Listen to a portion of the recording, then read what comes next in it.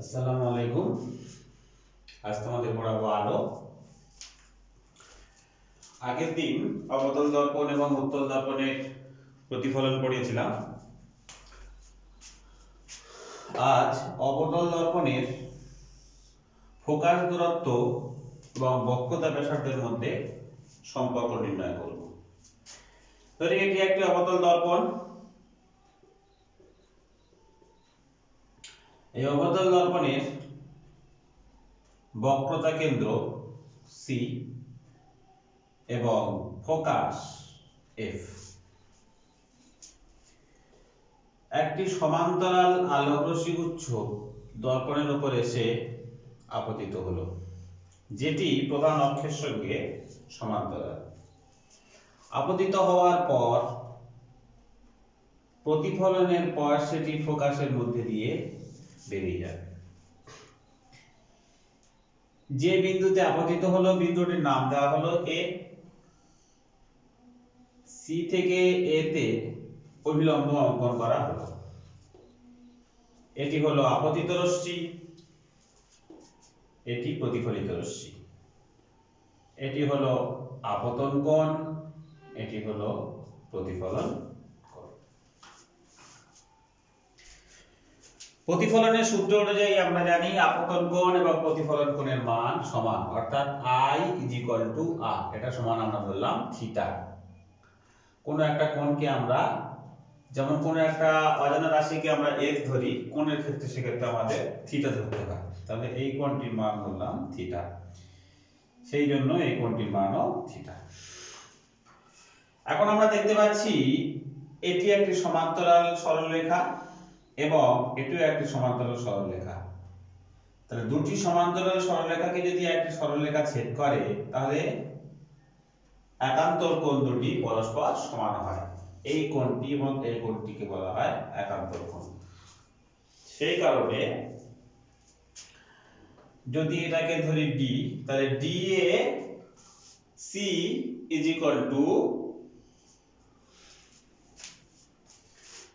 কোণ DAC = কোণ FCA, অর্থাৎ A কোণ এবং C কোণ পরস্পর সমান। তাহলে এটাও ধরলাম আমি থিটা। তো ত্রিভুজ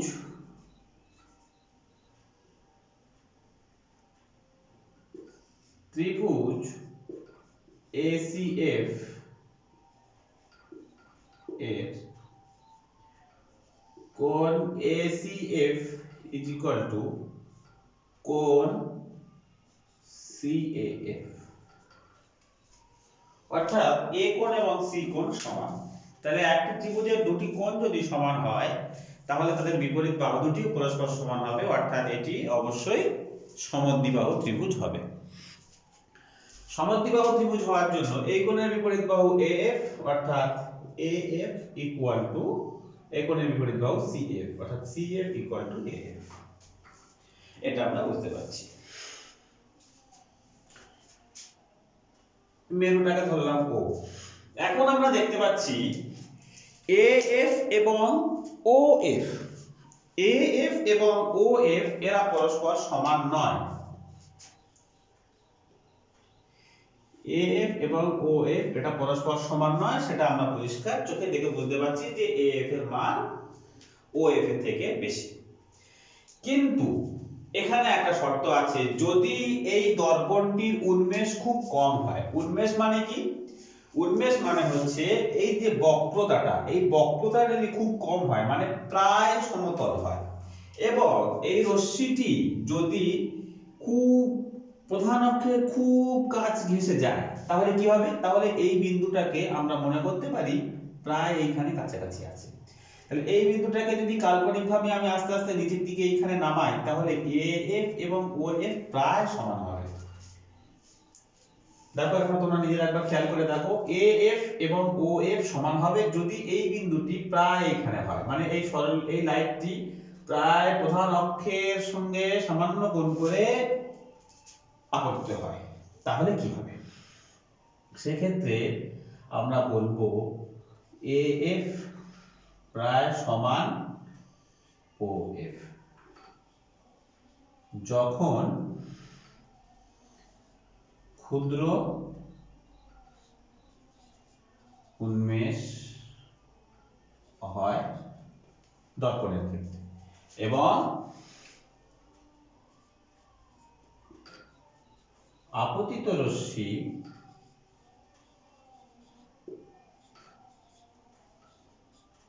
প্রধান অক্ষের খুব কাছ ঘেঁষে আপতিত হয়। সেক্ষেত্রে আমরা কি দেখতে পাচ্ছি AF ইকুয়াল টু OF। আবার আমরা কি জানি AF ইকুয়াল টু CF। এখান থেকে দেখতে পাচ্ছি AF ইকুয়াল টু CF আবার AF equal to OF।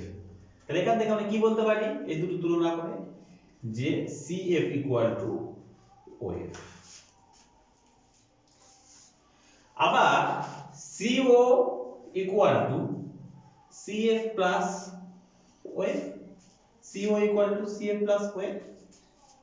CO সমান কি R অর্থাৎ বক্রতা ব্যাসার্ধ।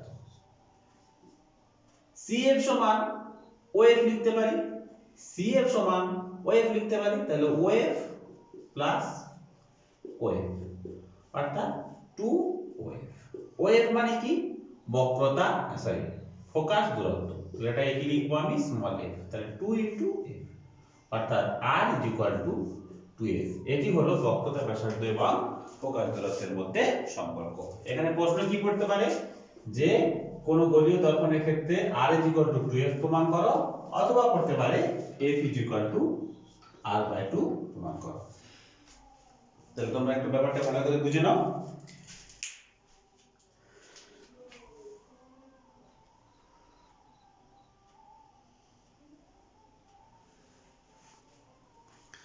আচ্ছা, এটা হলো অবতল দর্পণের ক্ষেত্রে। উত্তল দর্পণের ক্ষেত্রে কি হবে?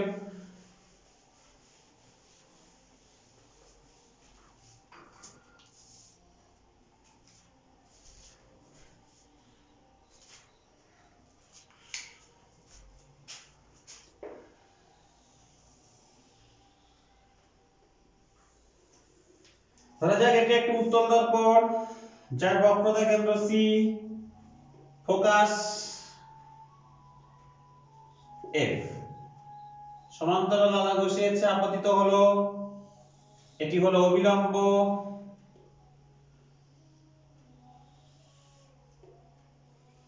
আপতন কোণের মান I, প্রতিসরণ কোণের মান R, ফোকাস হলো N। তাহলে আপতিত রশ্মি এটা ধরলাম আমি থিটা, এটা প্রতিসরিত রশ্মি এই কোণটা ধরলাম আমি থিটা। এই সরলরেখার জন্য তাহলে আমরা কি করব, এই সরলরেখাটির নাম দিলাম আমি, এটার নাম দিলাম A, এটার নাম দিলাম আমি B। তাহলে AB এবং OC দুটি সরলরেখা, সমান্তরাল সরলরেখা, তাকে ছেদ করছে BC। তাহলে এই দুটি কোণকে বলা হয় অনুরূপ কোণ। তাহলে এটা যদি থিটা হয় তাহলে এই কোণটি অবশ্যই থিটা হবে। আবার এই F এটাকে যদি D ধরি তাহলে FD সরলরেখা এবং CB সরলরেখা পরস্পরকে ছেদ করছে, তাহলে এই কোণ এবং এই কোণ বিপরীত কোণ, তাহলে এটা যদি থিটা হয় তাহলে এটা হবে থিটা।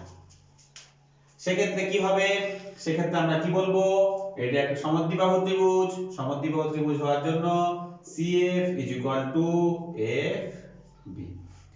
আবার ক্ষুদ্র উন্মেষের জন্য কি বলবো আমরা, যে BF ইকুয়াল টু FO।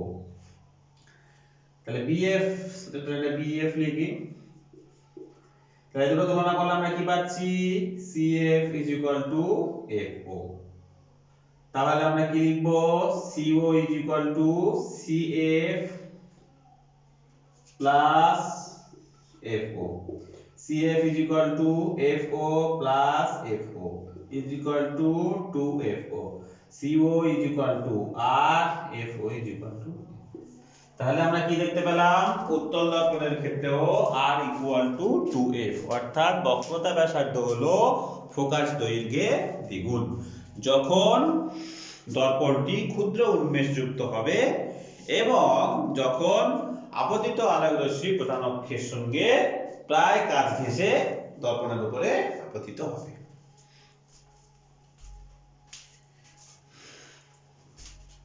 এবার আমরা চলে আসবো প্রতিসরণ। প্রতিসরণ কি? প্রতিসরণ হলো, এই মনে করো দুটি মাধ্যম, এখানে আছে বায়ু মাধ্যম বা শূন্য মাধ্যম, এখানে আছে জল। যখন কোন আলোক রশ্মি এক মাধ্যম থেকে অপর মাধ্যমের বিভেদ তলে আপতিত হয়ে অভিমুখ পরিবর্তন করে দ্বিতীয় মাধ্যমে প্রবেশ করে, সেই ঘটনাকে বলা হয় প্রতিসরণ। তার মানে বায়ু মাধ্যমে আলোটি ছিল, মাধ্যমের বিভেদ তলের উপরে আপতিত হয়ে দ্বিতীয় মাধ্যম ছিল জল, জলের মধ্যে প্রবেশ করলো, কিন্তু প্রবেশ করার সময় অভিমুখের সামান্য পরিবর্তন হলো, অর্থাৎ মুখটা একটু বাঁকিয়ে নিল। কিরকম? যদি এটা অভিমুখ পরিবর্তন না হতো তাহলে কিরকম হতো, এই পথে যেত, কিন্তু তা না গিয়ে একটু কোণ করে বেঁকে গিয়েছে। এই ঘটনাকে বলা হয় আলোর প্রতিসরণ। আলোর প্রতিসরণ তাহলে বোঝা গেল। এখন কথা হলো আলোর প্রতিসরণের সূত্র কি। আলোর প্রতিসরণের দুটি সূত্র আছে, কি? আপতিত রশ্মি, প্রতিসৃত রশ্মি, আপতন বিন্দুতে অঙ্কিত অভিলম্ব, তিনটি একই সমতলে থাকে। তাহলে প্রথম সূত্র প্রতিফলনের সূত্রের মতোই, শুধু এখানে আপতিত রশ্মি এবং প্রতিসৃত রশ্মি কথাটি উল্লেখ করতে হবে। অভিলম্বের সঙ্গে যে কোণ করে তাকে বলা হয় আপতন কোণ, অভিলম্বের সঙ্গে যে কোণ করছে এটাকে বলা হচ্ছে প্রতিসরণ কোণ। তাহলে আপতন কোণ এবং প্রতিসরণ কোণ সমান এটা কিন্তু নয়। প্রতিফলনের ক্ষেত্রে আপতন কোণ এবং প্রতিফলন কোণের মান সমান হয়েছিল, কিন্তু প্রতিসরণের ক্ষেত্রে অভিমুখ পরিবর্তন করার জন্য আপতন কোণ এবং প্রতিসরণ কোণের মান সমান নয়। তাহলে সেটা সূত্র কি? সেটা সূত্র হলো আপতন কোণের সাইন এবং প্রতিসরণ কোণের সাইন এর অনুপাত ধ্রুবক, মানে একটি নির্দিষ্ট মান হবে। এখন কথা হলো এই সাইন কথাটি কি। এই সাইন সম্পর্কে একটু আইডিয়া দিই। ধরা যাক একটি সমকোণী ত্রিভুজ আছে, এই সমকোণী ত্রিভুজের এই কোণটাকে ধরলাম আমি থিটা। তাহলে এই কোণটির মান 90 ডিগ্রি। 90 ডিগ্রির বিপরীত বাহু একে বলা হয় অতিভুজ।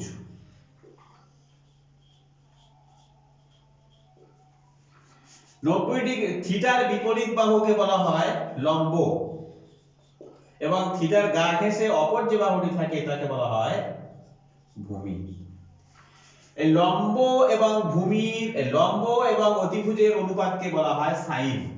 মানে এই যে ত্রিভুজ, সেটাকে যদি আমি একটা সমকোণী ত্রিভুজ কল্পনা করি, তাহলে এই সমকোণী ত্রিভুজের আই তাকে আমরা ধরবো থিটা।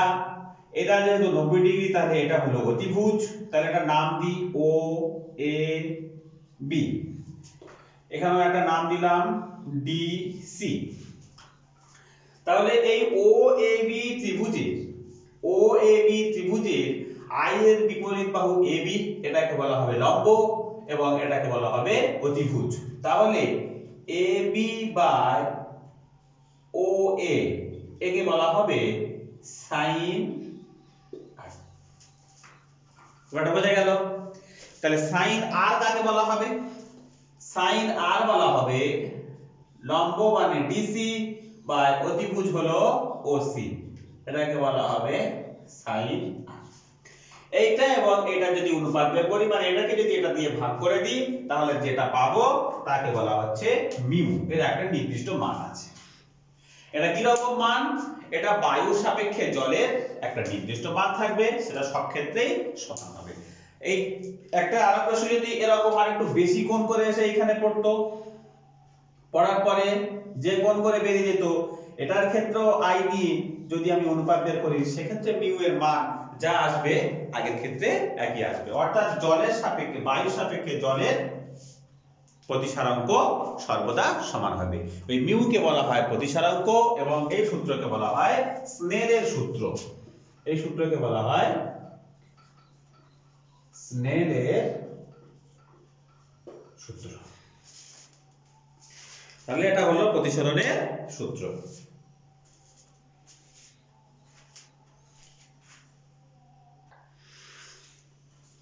আচ্ছা,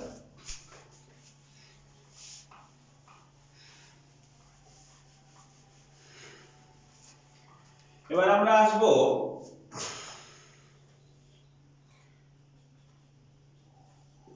লঘু মাধ্যম থেকে ঘন মাধ্যমে আলোর প্রতিসরণ।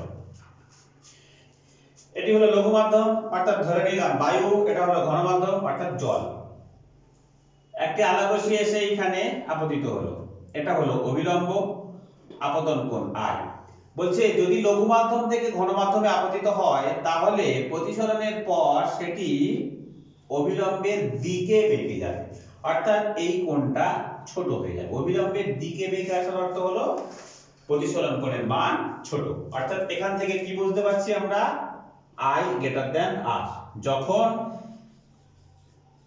লঘু থেকে ঘনতে প্রতিসরণ হবে।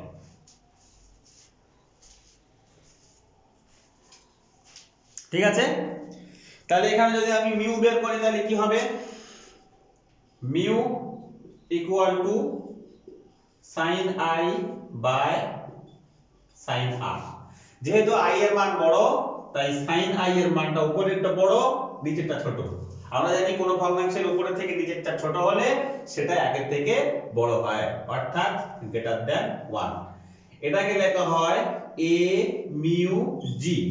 যদি এটা হয় বায়ু, এটা হয় জল, সরি জল নয়, কাঁচ।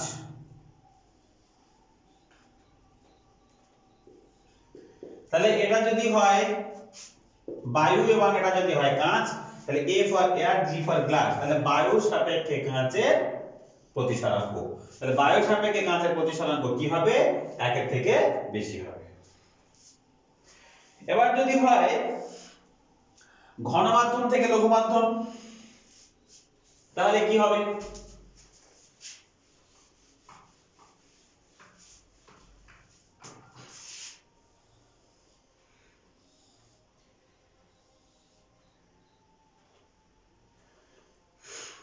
তাহলে এটাকে ধরলাম কাঁচ ঘন মাধ্যম, এটাকে ধরলাম বায়ু লঘু মাধ্যম, তাহলে ঘন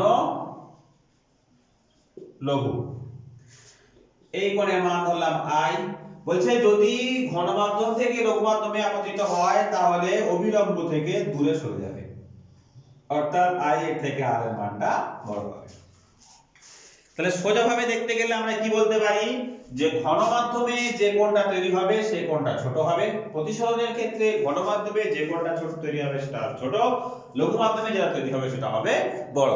এক্ষেত্রে যদি আপতিত রশ্মি ঘন থেকে লঘুতে হয় তাহলে I এর মান ছোট, R এর মান বড়।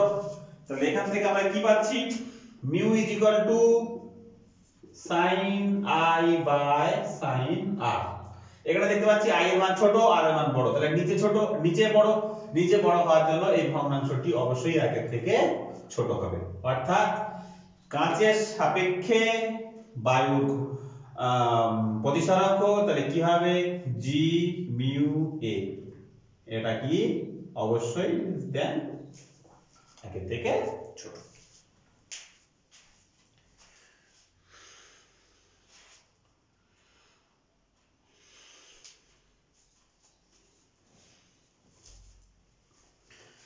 এবার আমরা আসবো একটি কাঁচের স্ল্যাবে আলোর প্রতিসরণ। কাঁচের স্ল্যাব মানে এরকম একটা কাঁচের স্ল্যাব। এখানে কি, এটা হলো বায়ু, এটা হলো কাঁচ, এটা হলো বায়ু।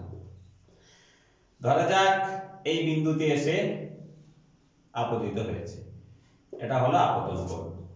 ঘন থেকে লঘু থেকে ঘন মাধ্যমে হওয়ার জন্য অভিলম্বের দিকে বেঁকে যাবে, তাহলে এই কোণটার নাম দিলাম আমি I1, এই কোণটার নাম দিলাম আমি R1। এরপর কি হবে, ঘন থেকে লঘু মাধ্যমে আপতিত হওয়ার পরে কি হবে, এটা আবার অভিলম্ব থেকে দূরে সরে যাবে। এই কোণটার নাম দিলাম আমি R2, এই কোণটার নাম দিলাম আমি I2। এক্ষেত্রে তুলনা করলে কি হবে, এক্ষেত্রে আমরা দেখতে পাচ্ছি এই বিন্দুর ক্ষেত্রে ধরা যাক এটা A, এটা B বিন্দু, তাহলে এই বিন্দুর ক্ষেত্রে কি হচ্ছে, sin I1 by sin R1, এটা ইকুয়াল টু কি, বায়ুর সাপেক্ষে কাচের প্রতিসরাঙ্ক অর্থাৎ a মিউ g। এই বিন্দুতে কি হচ্ছে, sin R2 by sin I2, এটা সমান কি হবে, এটা সমান হবে কাচের সাপেক্ষে বায়ুর।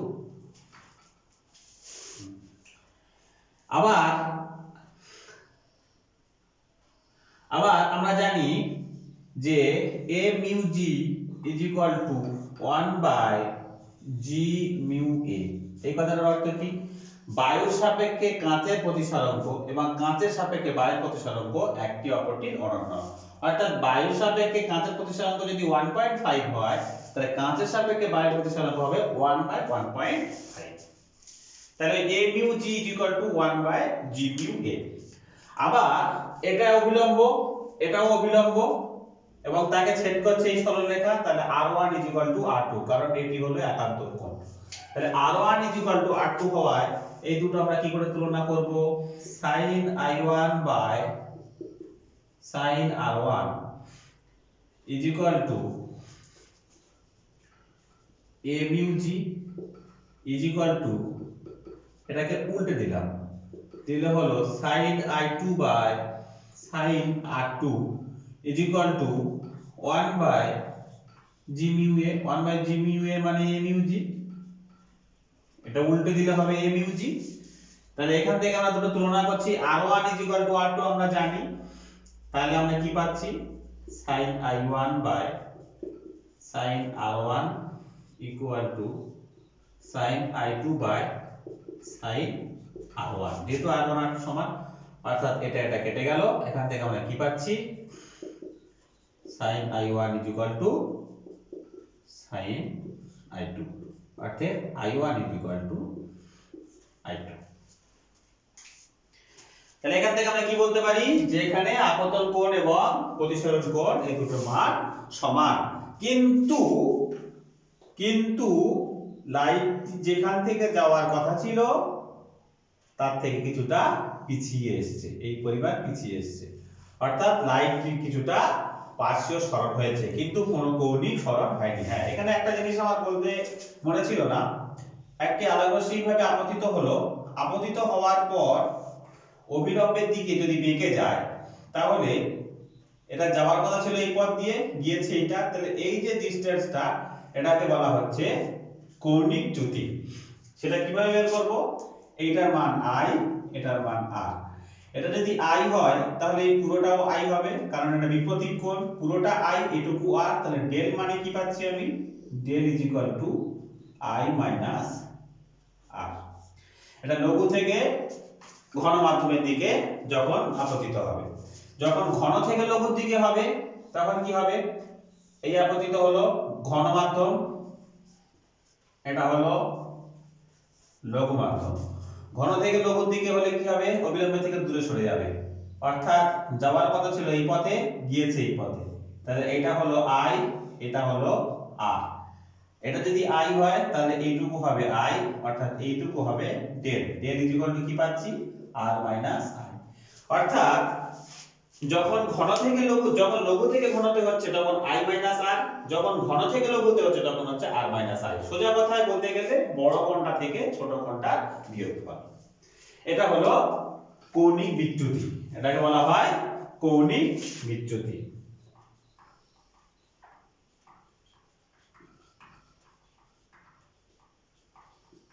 কিন্তু এক্ষেত্রে কোনো কৌণিক বিচ্যুতি হচ্ছে না, কারণ I1 এবং I2 এর মান এটা এবং এটার মান সমান, অর্থাৎ কৌণিক বিচ্যুতি যদি বলতে হয় তাহলে i1 i2 0। কোনো কৌণিক বিচ্যুতি হচ্ছে না, কিন্তু পার্শ্বীয় প্রতিসরণ হচ্ছে, অর্থাৎ লাইটটি সোজা চলে আসার কথা ছিল কিন্তু কিছুটা পিছিয়ে গেছে।